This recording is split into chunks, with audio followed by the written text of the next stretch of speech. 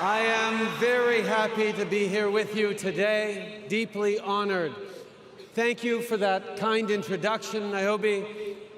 Andy, it's wonderful to see you again. I'm so grateful for the honor you and NYU have given me today. Now, you may not know, but Andrew is an honorary Canadian and British Columbian because, like me, he studied at the University of British Columbia back in the day. It makes me proud that Canada was part of Andrew's formation, just as NYU has helped form so many amazing Canadians, including 2 members of my own staff. I'm actually told that 180 of the NYU class of 2018 are Canadians. Hello, welcome, my friends.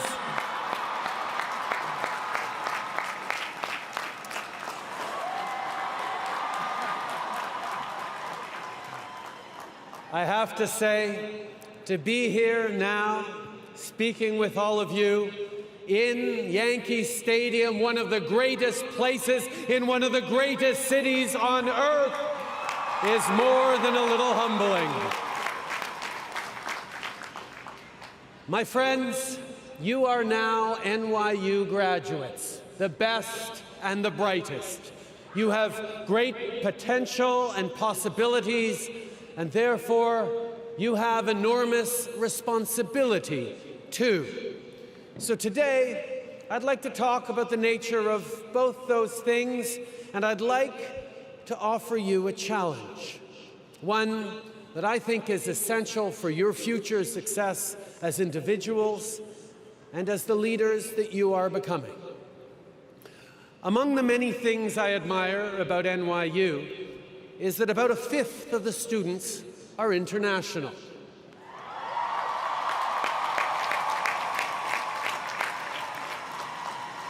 And a similar proportion are the very first in their families to go to college.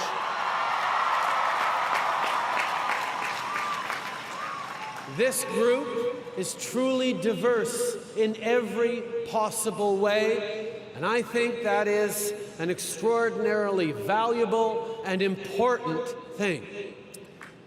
When I graduated in the early 1990s, I went on a trip around the world with a few good friends who actually remain good friends to this day, which is a sort of a miracle. We trekked and traveled, mostly overland, from Europe to Africa to Asia, and that remains one of the great formative experiences of my life. It was an amazing adventure. It was also a really important contributor to my continued broader education because it forced me, really for the first time as an adult, to meet, engage, befriend people whose views and experiences, ideas, values, and language were very different from my own. See, when a kid from Montreal meets a Korean fisherman living in Mauritania, befriends a Russian veteran of their Afghan war, or a shopkeeper and his family living in Da Nang, interesting conversations always happen. Now, maybe some of you have talked about doing something like a great trip like that after graduation. But I'd be willing to bet one of the first things you heard was a warning. You can't do that in this day and age. It's not safe. But here's my question. Is it really just the issue of physical safety that makes our loved ones so anxious at the idea of us getting out there? Or is it the threat that if we look past our frames, the frames of our own lives, of our own communities' structured values and belief systems, to truly engage with people who believe fundamentally different things, we could perhaps be transformed into someone new and unfamiliar to those who know and love us? See, there's no question that today's world is more complex than it was in the mid-1990s. There are serious and important problems that we're grappling with and will continue to grapple with. But we are not going to arrive at mutual respect, which is where we solve common problems, if we cocoon ourselves in an ideological, social, or intellectual bubble.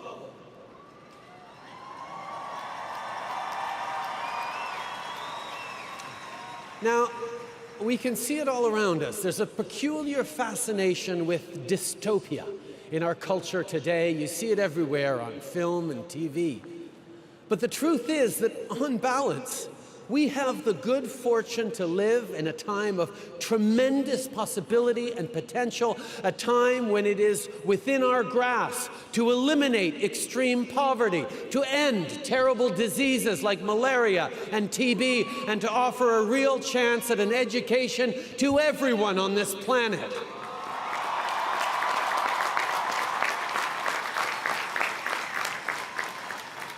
But for us to move forward, to keep moving and moving forward, we have to do it together, all together. Humanity has to fight our tribal mindset. We go to the same church? Cool, you're in my tribe. You speak my language? You're in my tribe. You're an NYU alumni? You're in my tribe. You play Pokemon Go, you're a vegetarian, you like the Yankees, you go to the gun range, you're pro-choice, tribe, tribe, tribe. See, but of course, it's not the belonging part that is the real problem.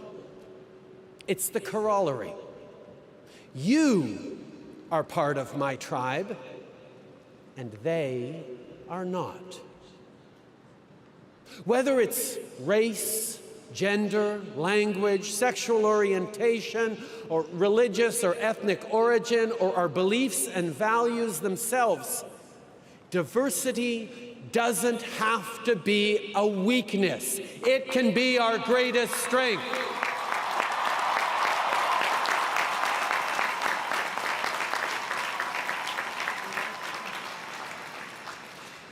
Now, often, people talk about striving for tolerance.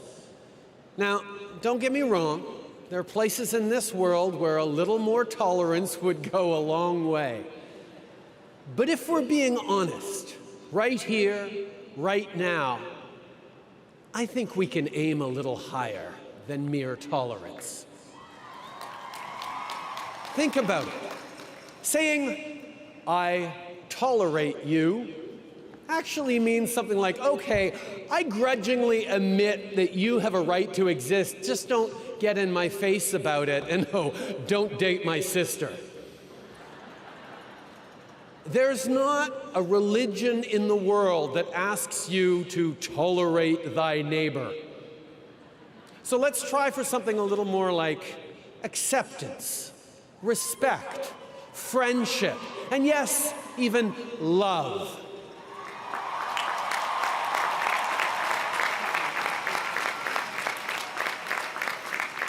And why does this matter? Because in our aspiration to relevance, in our love for our families, in our desire to contribute to make this world a better place, despite our differences, we are all the same. And when you meet and befriend someone from another country or another culture who speaks a different language or who worships differently, you quickly realize this. And here's my main point and the challenge I'm offering you today. Our celebration of difference needs to extend to differences of values and belief too. Diversity includes political and cultural diversity. It includes a diversity of perspectives and approaches to solving problems. See, it's far too easy with social media shaping our interactions to engage only with people with whom we already agree, members of our tribe. Well, this world is and must be bigger than that.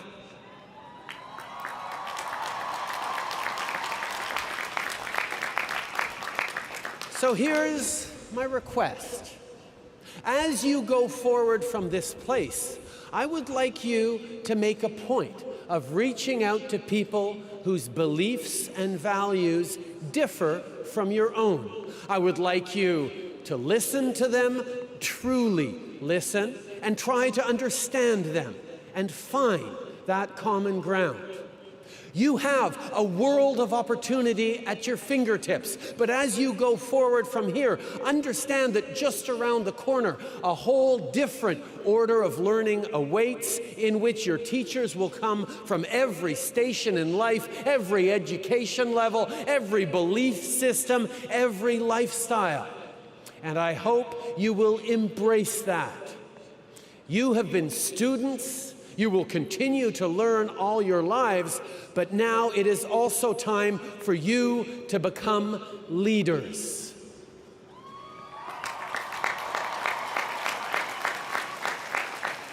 In every generation, leaders emerge because they one day awake to the realization that it's not up to someone else to fix this problem or take up that cause. It's up to them. So now is the time for you to lead. Leaders. Now, I'm sure that's a word that's been tossed around you and at you quite a bit over the past few hours, days, weeks, and years. Leaders of tomorrow. Leaders of today. But what does it mean? What attributes does a 21st century leader need to have? What do people need most from their leaders today and tomorrow? Now, I think you need to be brave, really brave. And I know when you think of courageous leaders, you think of those folks who stood implacably and fearlessly anchored in their sense of rightness, willing to pit their ideas against all comers, against the slings and arrows aimed their way. Well, I don't think that's brave enough. I don't think that's good enough for what our shared future will ask of you. I actually don't think it's ever been good enough. See, let me tell you a bit about Wilfrid Laurier, a promising young lawyer at the end of the 19th century who would go on to become my second favorite prime minister. He was raised and educated as a proud Catholic French Canadian, an exemplary representative of one side of the two identities that had come together to found Canada just a few decades before. The two solitudes, the other half being English-speaking Protestant and fiercely loyal to the British Crown, accommodated each other, cooperated together, and generally put up with each other to build our country, but still felt all too well the divisions and fault lines that had led them through almost a millennium of tensions and wars between English and French. It was impressed upon young Wilfrid by his teachers and elders that he must stand up unflinchingly for the values and the identity of his heritage, those beliefs and approaches that were his birthright and would be his legacy. That, they told him, was leadership. But Wilfrid grew to believe otherwise. He realized that it's actually easy to stand fixed, rooted in the conviction that you are right, and either wait for others to come to you or wait for your chance to impose your rightness on others.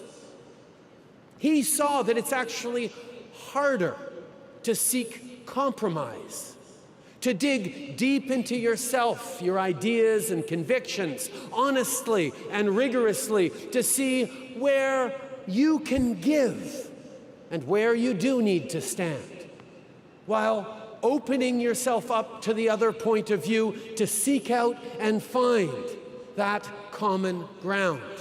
And that remains Wilfrid Laurier's political legacy more than 100 years later. To let yourself be vulnerable to another point of view, that's what takes true courage. To open yourself to another's convictions and risk being convinced, a little or a lot, of the validity of their perspective. Now that's scary. Discovering that someone you vehemently disagree with might have a point, might even be right. But it shouldn't be scary or threatening, particularly to all of you who have worked so hard these past years to pursue truth, to learn, to grow.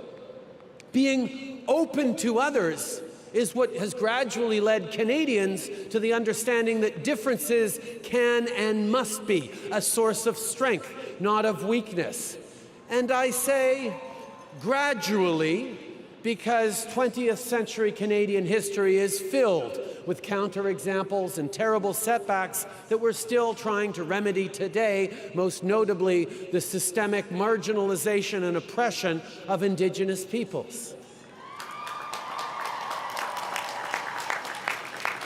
We're not perfect, of course, but that sense of openness, respect for other points of view, and acceptance of each other really does underpin our approach as we try to solve the great problems of our time. And not because we're nice, but of course we are, but because by bringing together diverse perspectives, you get a much better shot at meeting those challenges.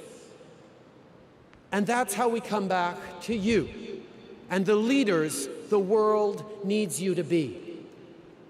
Leadership has always been about getting people to act in common cause. We're going to build a new country. We're going to war. We're going to the moon. It usually required convincing or coercing a specific group to follow you. And the easiest way to do that has always been through tribal contrasts. They believe in a different God. They speak a different language. They don't want the same things as we do. But the leadership we need most today and in the years to come is leadership that brings people together.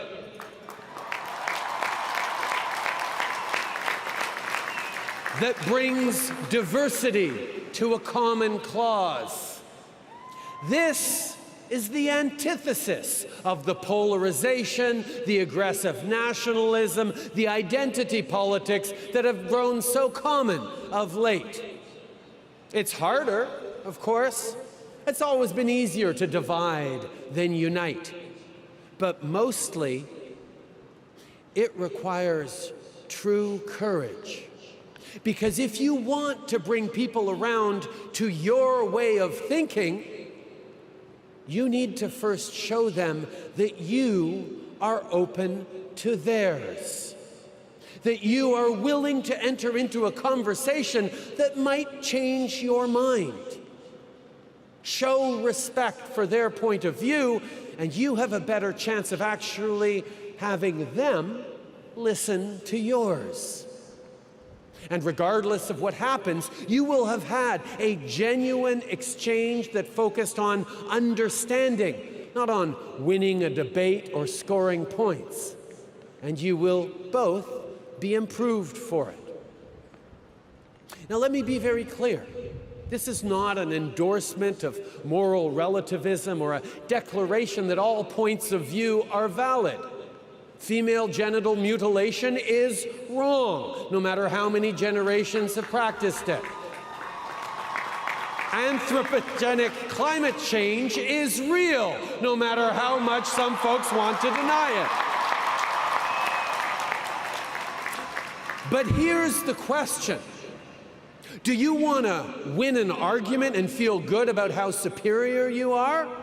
Or do you actually want to change behaviors and beliefs? See, it's been pointed out that one of the many differences between Abraham Lincoln and Jefferson Davis was that Davis preferred to win a debate, while Lincoln would rather win the war. And that's the question. Do you want to win an argument, or do you want to change the world?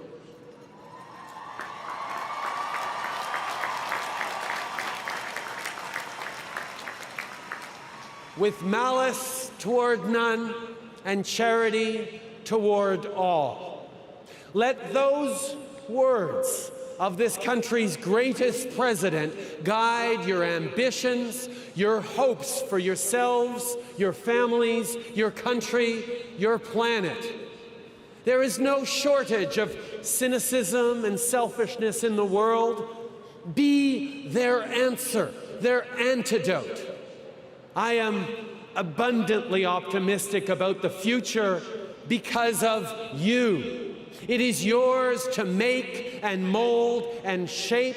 The world eagerly awaits, indeed requires, your ideas, your initiative, your enterprise, your energy, your passion and compassion, your idealism and your ambition. But remember that true courage is the essential ingredient in all your efforts. Congratulations, class of 2018. Now go change the world. Merci.